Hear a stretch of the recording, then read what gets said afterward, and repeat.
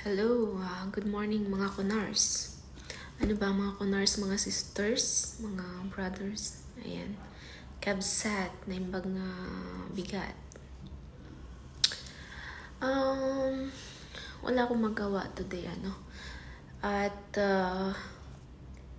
dito sa newsfeed natin, lagi na lang nag-a-appear ang Diwata Pares Overload.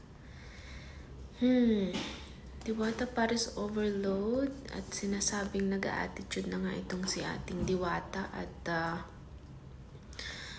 konti na lang daw ang mga pumipila sa dating pinipilahang parisan. Oh my God. So, yan, tingnan nga natin kung bakit marami ng haters itong si Diwata.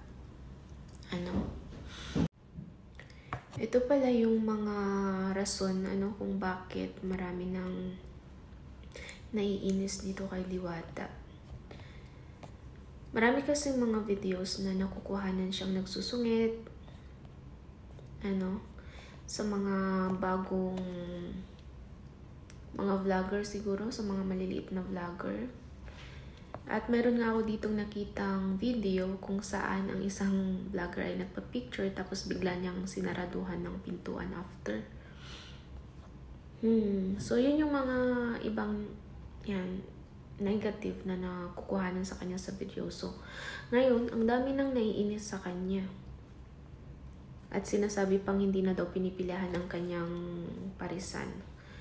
Tinitingnan ko naman, oo nga, dati sobrang dami talagang mga pumipila. Parang ngayon medyo nababawasan na